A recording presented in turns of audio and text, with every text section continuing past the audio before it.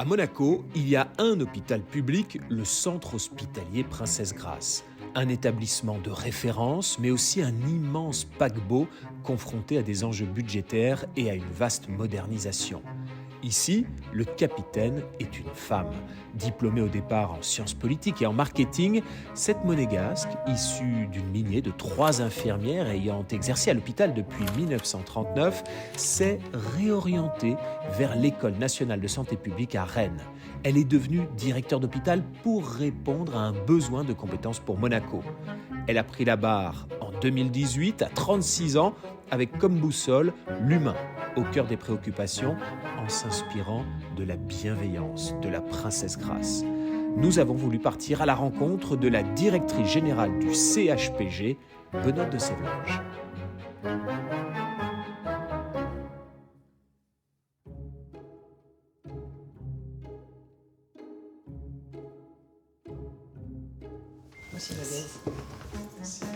Bonjour. Bonjour Benoît de Rousseau de Sévlange. C'est un plaisir de venir à votre rencontre.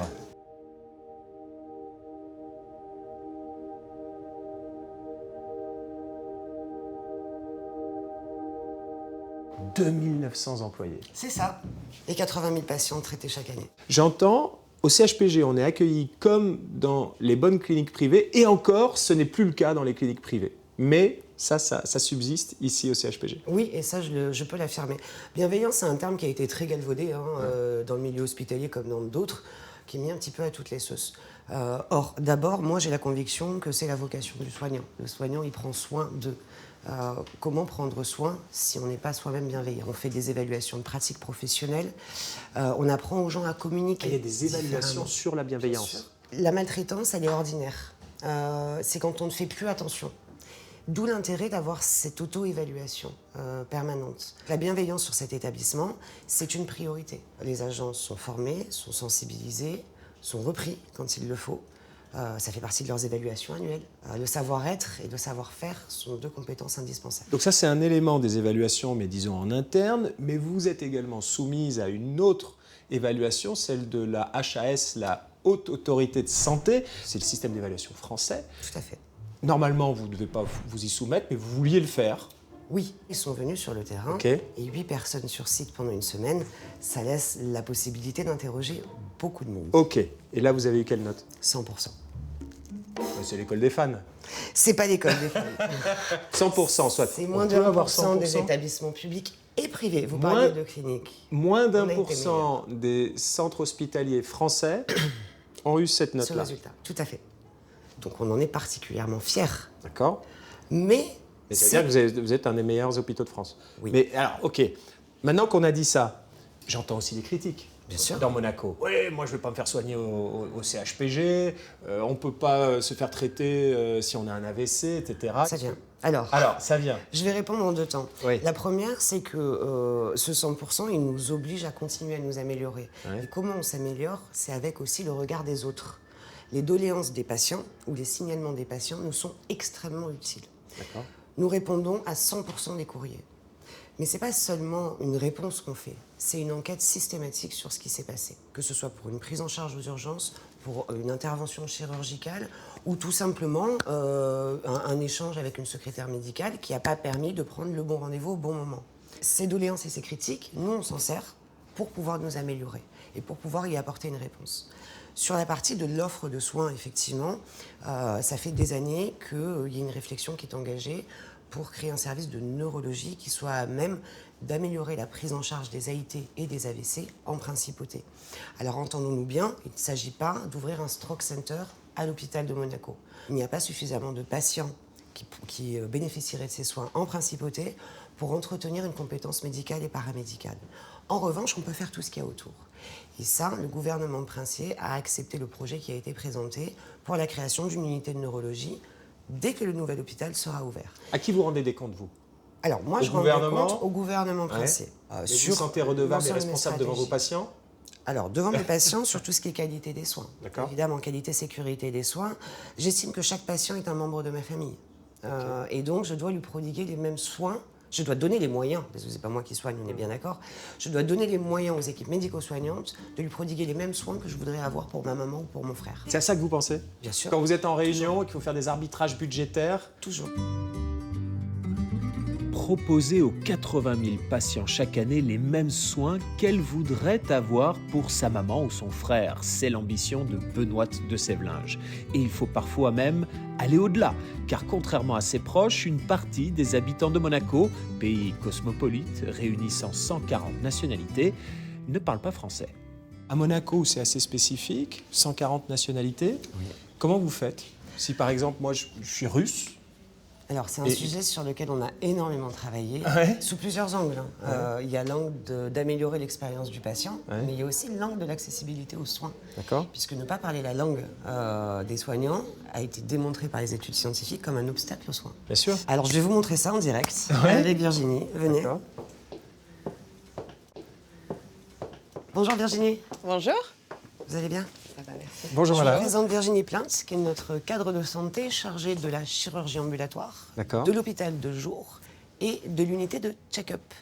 Donc qui connaît bien ces patients étrangers qui viennent sur des Tout à courtes fait. durées et qu'il faut pouvoir prendre en charge, quelle que soit la langue qu'ils parlent. Alors, si j'ai mal quelque part et que je vous l'explique, vous pouvez me comprendre ou pas?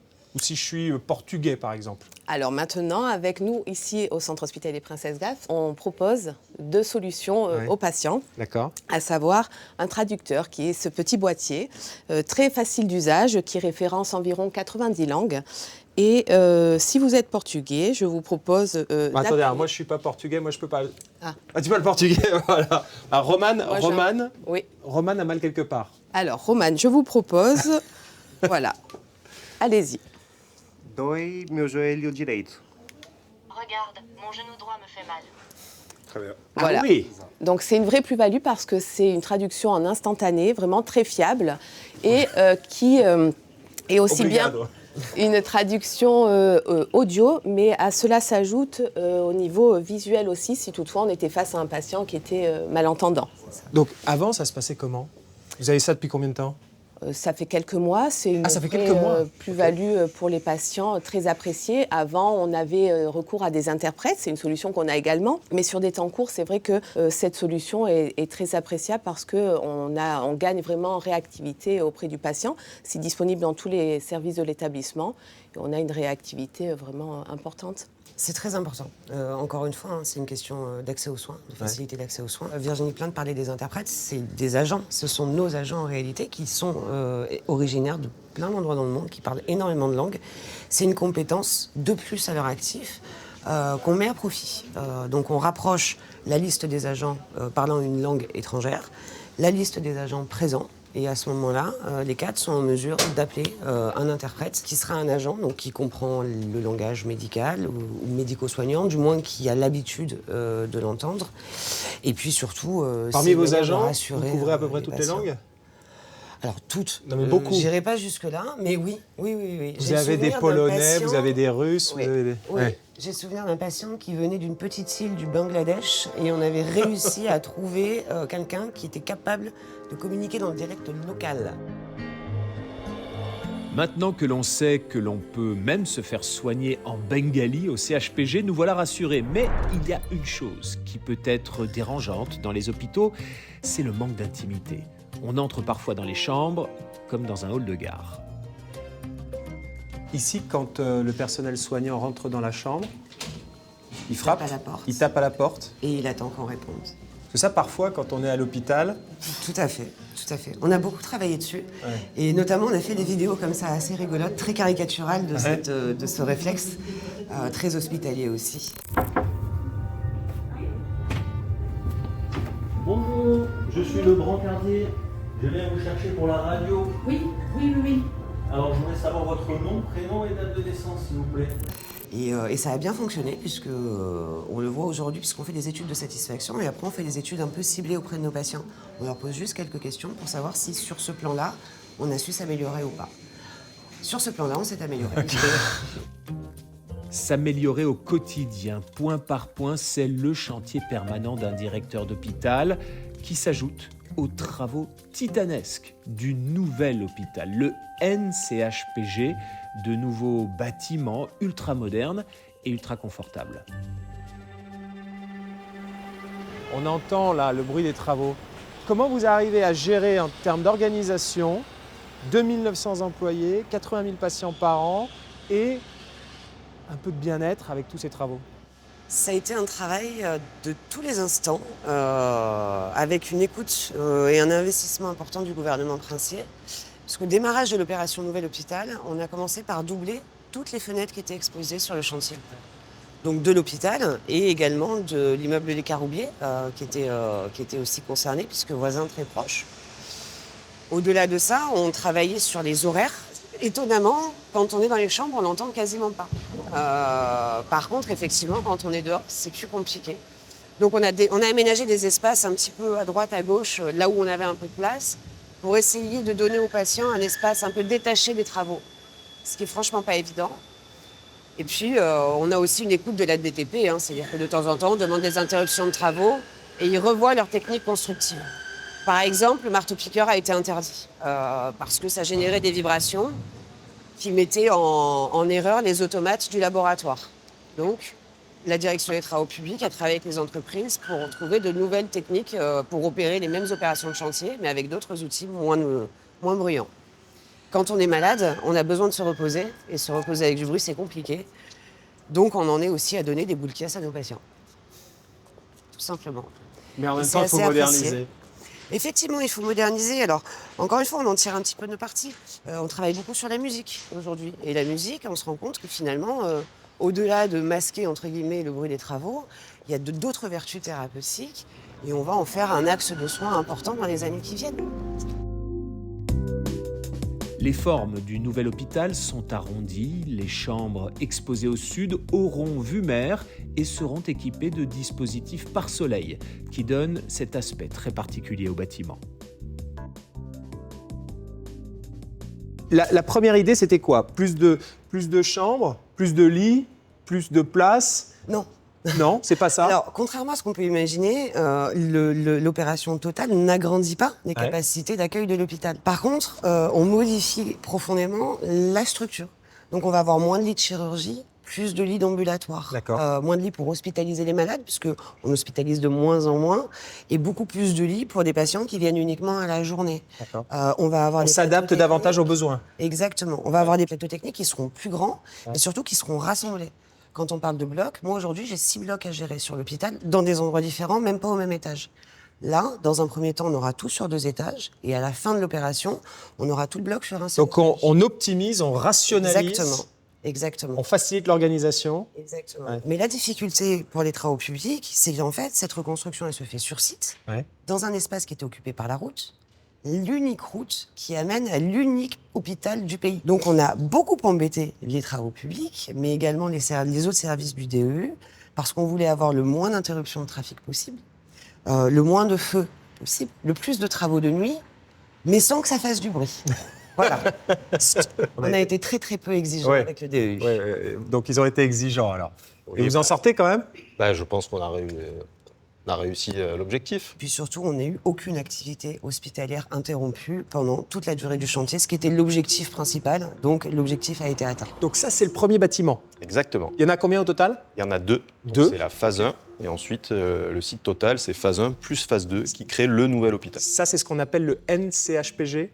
Oui. Le nouveau centre hospitalier Princesse Grasse. D'accord. Ce sera livré quand? Le premier patient ici, il arrive quand? Au mois de septembre, avec la rentrée des enfants. Avec la rentrée. D'accord. On peut déjà aller voir à l'intérieur, parce que je vois que c'est en travaux, mais... Avec Bien plaisir. sûr. D'accord, très bien. D'habitude, dans un hôpital, on met des charlottes. Pour l'heure, c'est encore le casque de chantier. Alors, petite décoration obligatoire. Cette première phase, développée sur 10 niveaux et 40 000 m² de surface, frappe d'abord par son aspect accueillant. On se sent davantage dans un hôtel que dans un hôpital. Ce qu'on peut noter, c'est que ce sont des matériaux et des coloris qui ressemblent davantage à un hôtel qu'à un hôpital dans les codes. Et c'est vraiment l'idée qu'on a essayé de poursuivre avec les architectes dans tous nos travaux et toutes nos études. C'était d'avoir des lieux qui soient chaleureux pour accueillir les patients et qui évitent de leur faire penser qu'ils sont dans un hôpital et qu'ils sont malades. Et la dimension haut de gamme, c'est important pour vous? Pas forcément des chambres doubles, sans salle de bain? D'abord, chambre Des suites. individuelle avec des salles de bain. Ça, c'est vraiment quelque chose qu'on va gagner par rapport à ce qu'on avait avant. Ça, c'est une chambre, Voilà la ça? chambre.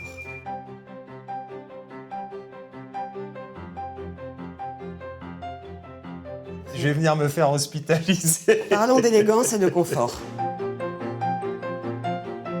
On est vraiment comme dans un hôtel. Oui, tout à fait. Alors déjà, les coloris, on a des coloris qui sont très neutres. Souvent, dans les hôpitaux, on a des coloris un peu vifs, qui sont quand même très, très fatigants au long cours pour le personnel. Mais surtout, ce qu'on voit, c'est cette ouverture gigantesque sur la chambre qui donne une lumière qu'on ne trouve pas d'habitude dans un établissement hospitalier. Et très rarement dans les hôtels d'ailleurs, à part dans les hôtels haut de gamme. Ces ouvertures, pour moi, c'est l'avantage principal de cet établissement en termes de comparaison par rapport à ce qu'on a aujourd'hui.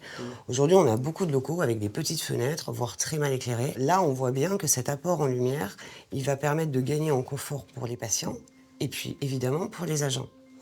Ensuite, l'architecte a développé un certain nombre de choses qu'on trouvera que dans cet établissement. Ça, c'est la petite trousse VIP, comme en première. Une trousse de toilette, mine de rien, on a pas mal de patients qui les oublient. Ou des fois, on est hospitalisé alors qu'on s'y attendait pas, hein, notamment quand on passe par les urgences. Et puis, un autre élément essentiel de cette chambre, évidemment, c'est la salle de bain. Ouais. Alors voilà la salle de bain. Là aussi, alors on retrouve des codes hospitaliers, à savoir qu'il n'y a pas de cabine de douche. Pourquoi pas de cabine de douche? Parce que parfois on a besoin d'être aidé pour se laver. Donc non seulement cette salle de bain, elle est adaptée aux personnes à mobilité réduite, mais également elle est adaptée pour permettre au personnel soignant de venir aider le patient, soit pour aller aux toilettes, soit pour aller à la douche. Dans ce nouveau bâtiment, tout a été pensé en tenant compte des retours des soignants pour le confort des patients, qui se plaignaient par exemple d'être éblouis par les néons au plafond lorsqu'ils étaient transportés sur leur lit. Désormais, l'éclairage sera latéral, indirect. De la même façon, pour plus de confort, la chirurgie ambulatoire proposera des cocons individuels. Alors ces cocons, ils ont pour vocation d'accueillir des patients qui viennent au bloc opératoire ou en hôpital de jour pour une durée limitée. Et ils n'ont pas forcément envie d'être mis dans un lit. Quand on vient faire un canal carpien au bloc opératoire, on n'a pas forcément envie d'être allongé complètement. Donc ces cocons, ils ont été co-conçus avec l'architecte. Co-conçus. Co-conçus avec l'architecte qui avait déjà développé ce concept dans d'autres cliniques, mais les leurs sont beaucoup moins beaux. Alors, venez, je vais vous montrer comment ça va marcher sur celui-ci, par exemple.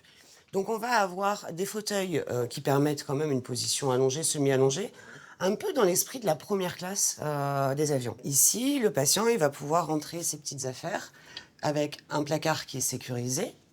Quand il aura été accueilli, il aura été déshabillé parce qu'il est déjà passé par le vestiaire. Déshabillé, c'est-à-dire qu'il a sa petite chemise d'hospitalisé. On a tous les fluides qui sont nécessaires à sa prise en charge avant ou après l'intervention. Et il va être dans une position semi-allongée. Donc ici, on va masquer un petit peu le vitrage pour lui permettre à la fois d'avoir la lumière de l'extérieur, de l'intimité et la capacité à être surveillé par l'infirmière qui passe. Donc ces cocons, ils ont cette vocation d'amener plus de confort et une prise en charge personnalisée aux patients, mais aussi pour l'hôpital, de permettre de faire tourner les places de chirurgie ambulatoire beaucoup plus vite que dans une chambre. Et puis sur cet espace, où on aurait rentré une chambre double et demie, mettons, on va pouvoir accueillir 6 patients. La surface à l'hôpital de Monaco, encore plus qu'à Monaco, est très précieuse. Au moment de la conception, comment vous avez opéré? Est-ce que vous êtes inspiré d'hôpitaux, d'autres hôpitaux dans le monde? Oui, bien sûr. Alors on part d'une base, hein, c'est-à-dire le projet qui a gagné le concours. Ouais. Et puis on travaille avec l'architecte qui lui-même est spécialisé en santé. Et puis moi, j'ai dû visiter peut-être 200 hôpitaux dans le monde, que ce soit aux États-Unis, au Japon, en Corée, en Europe, dans les pays du Nord, dans les pays du Sud, pour aller piquer les bonnes idées des autres. Où est-ce qu'ils sont bons dans le monde? Les plus beaux hôpitaux, je dirais les États-Unis, sauf qu'ils sont vides, parce que ce sont des hôpitaux privés et qu'il y a très peu de malades. Le Japon a aussi d'autres avantages, d'autres vertus, mais ce sont des chambres à 4 lits. On n'a pas du tout la même culture en réalité. Les pays du Nord, la Suède, la Norvège, effectivement, sont assez exemplaires. Et donc vous êtes inspiré un peu de tout? L'idée était d'aller piquer chaque petite idée qui pouvait s'appliquer chez nous et qui était pertinente chez nous. Et les blocs alors? et les blocs. Alors les blocs, c'est le cœur de l'hôpital. C'est un sujet qui est très complexe. Un bloc opératoire avec vue mer? Tout à fait. Qu'est-ce qu'il a de plus que les autres, là, ce bloc opératoire? Alors, déjà, il est constitué de cloisons modulaires qui sont entièrement démontables. Au niveau de l'éclairage, au niveau de l'équipement, c'est le NEC plus ultra? Alors, oui, on est effectivement dans ce qui se fait de mieux en termes de bloc opératoire, notamment sur les matériaux. On a des matériaux qui sont parfaitement lessivables. Ici, on a une autre caractéristique particulière, c'est qu'on a une hauteur de plafond assez importante, comme vous l'avez remarqué, avec en plus un plafond qui n'est pas plan, qui est incurvé sur les côtés. Ça donne à la salle quand même un aspect un peu cathédrale qui est assez impressionnant. Vous l'avez ressenti quand vous êtes arrivé. Mais également, en fait, c'est surtout pour améliorer le flux d'air. Puisque dans les blocs opératoires, vous avez un traitement d'air très particulier. Vous voyez toutes les bouches de ventilation avec des bouches de soufflage, des bouches de reprise. Et le flux d'air et la gestion du flux d'air est très importante. Cette ergonomie qui est fournie à la fois par des équipements qui sont faciles à mobiliser, qui sont bien placés, la lumière du jour. Aujourd'hui, dans nos blocs opératoires, il n'y a pas la lumière du jour. Ce sont des éléments qui vont nettement améliorer leurs conditions de travail et donc améliorer notre attractivité sur le plan des recrutements. Donc, attractivité sur le recrutement, donc vous allez pouvoir attirer les meilleurs professionnels Tout à fait. ici, et attractivité au niveau des patients, c'est-à-dire qu'il y a des gens qui vont venir du monde entier pour se faire soigner ici. Je l'espère. Ça, c'est ce qu'on veut? C'est ce qu'on souhaite. C'est ce qu'on souhaite? C'est ce qu'on souhaite. Alors, dans une limite Parce que raisonnable. si je pense aux habitants de Monaco et aux Monégasques, on a envie qu'il y ait de la place dans notre hôpital. Est-ce qu'on a envie de soigner le reste du monde? Ou alors, c'est dans votre business model, vous avez besoin... Ouais. Alors, en fait, le sujet, c'est de dire l'hôpital va participer à la stratégie d'attractivité globale de la principauté. Donc, cet établissement va permettre de générer une offre de soins supplémentaire qui s'adresse à une patientèle qui est recherchée par l'État, par les stratégies du gouvernement. Donc, si on veut attirer, par exemple, des résidents pour qu'ils installent leur family office ici à Monaco, un résident qui a X centaines de millions sur son compte, lui, ce qu'il veut, c'est avoir les meilleurs professionnels et les meilleurs soins de santé ici à Monaco, les meilleures écoles. Oui, le Conseil supérieur pour l'attractivité avait fait une étude. Il y a 3 critères pour l'installation, la sécurité, l'école et la santé. La santé, le CHPG en est le pivot. Donc ces résidents-là ne viendront pas s'ils sont mal soignés. Je caricature, mais on n'est pas très loin. Et au-delà, on a aussi intérêt à développer une nouvelle activité économique en proposant des soins à des gens qui sont prêts à les payer au-delà de ce que ça nous coûte. Pour être très clair, c'est une activité qui peut devenir rentable. Tendre vers la rentabilité, une gageure pour un hôpital public, d'autant que les dépenses de fonctionnement et le coût des travaux du CHPG font l'objet d'une surveillance accrue de la part des élus du Conseil national.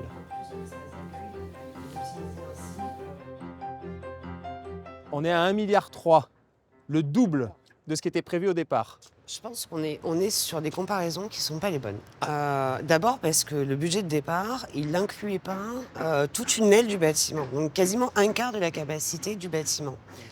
Cette aile, elle a été rajoutée pour de très bonnes raisons, à savoir intégrer la psychiatrie. Si on avait fait un autre bâtiment pour la psychiatrie, ça aurait été une autre dépense, de toute façon.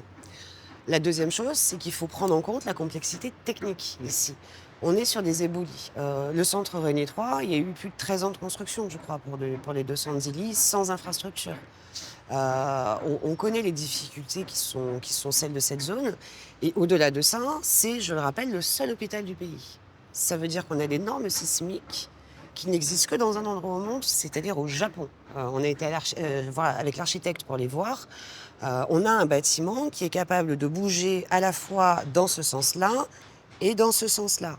Donc, à un moment donné, ça coûte de l'argent qui n'est pas inclus dans un budget hospitalier normalement et qui n'est même pas inclus dans une infrastructure normalement.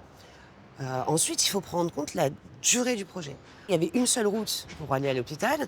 À partir du moment où il y a une seule route pour aller à l'hôpital, on a mis quasiment 3 ans pour la dévoyer, parce qu'il y avait tous les réseaux dedans. Les réseaux électriques, les réseaux d'eau, les réseaux de gaz. Impossible de couper l'approvisionnement de l'hôpital en activité. Impossible d'interrompre l'activité de l'hôpital, ne serait-ce que 5 minutes. Donc tout ça, ça a généré une durée des travaux extrêmement longue. Alors c'est pas compliqué, c'est que toutes ces années-là qui ont été rajoutées par la complexité du projet, eh bien on paye les équipes. Donc le ça projet, renchérit le au projet. départ, 2010, c'est là qu'on se dit on va faire un nouvel hôpital. La conception commence en 2012, le premier coup de pioche en 2015. Là, on est en 2026, il va y avoir la livraison de ce premier bâtiment. Oui, Et la fin, c'est pour 2032. tout à fait. 22 ans, Tout à fait. une génération. Oui, mais c'est un choix qui a été assumé à un moment donné quand on a décidé de reconstruire sur site. Alors après, y avait-il des alternatives sur nos 2 km²? J'en suis pas sûre. Mais à partir du moment où on reconstruisait sur site, on savait qu'on prenait 10 ans dans la vue sur un calendrier. Et bien ces 10 ans, il faut payer les équipes d'architectes, il faut payer les équipes de la maîtrise d'ouvrage, il faut payer les ouvriers, il faut payer les locations de matériel. Et est-ce que la situation évolue entre la conception et maintenant? Il y a des choses auxquelles vous n'aviez pas pensé. Bien sûr, ou qui Parce n'existaient pas. Qui n'existaient pas. Aujourd'hui, j'ai 2 robots chirurgicaux. En 2012, ça n'existait même pas. Ben, mes salles de bloc opératoire, elles doivent permettre d'absorber la charge au sol, c'est-à-dire le poids de ces équipements, alors qu'ils n'existaient pas. Donc tout le travail qu'on a fait aussi avec les architectes et qui renchérit le prix du produit, c'est de rendre l'ensemble des plateaux extrêmement évolutifs et polyvalents. Évolutifs, c'est-à-dire qu'on ne va pas aller se retrouver qu'un poteau au milieu de la salle de bloc. Sinon, cette salle de bloc, on ne pourra jamais l'agrandir. Mais on a aussi pris un certain nombre de mesures pour permettre de réunir 2 salles de bloc et de pouvoir faire une très grande salle de bloc, parce que peut-être que demain, on voudra installer une IRM dans une salle de bloc opératoire. Aujourd'hui, c'est un scanner. Demain, on ne sait pas ce que ça sera. Le progrès médical est extrêmement rapide. Donc cet hôpital, il est construit pour 50 ans, 60 ans, 80 ans. Il doit pouvoir s'adapter au progrès médical au fur Donc et il à faut mesure. 22 ans pour le construire et ensuite il va tenir, il va être pertinent pendant 50 ans, 60 ans. En tout cas, c'est l'objectif qu'on s'est donné. C'est un travail de tous les jours. Il faut s'assurer qu'on ne livre pas l'hôpital d'hier non plus. Et même si ça doit coûter plus cher. On se doit d'avoir les organisations les plus rationnelles, les plus efficaces et d'apporter une qualité et une sécurité des soins aux monégasques, aux résidents et à ceux qui aspirent à le devenir, qui soient à la hauteur de cet investissement. Le tout premier patient de ce nouveau CHPG flambant neuf sera reçu en septembre 2026. Après la conception, après les travaux, après la justification de l'investissement et des surcoûts, le déménagement sera lui aussi un défi logistique et humain immense pour Benoît de Sévelinges. Mais pas de quoi effrayer cette directrice d'hôpital qui manage déjà 2900 personnes et accueille chaque année 80 000 patients dans ses murs. Il faut avoir les épaules larges.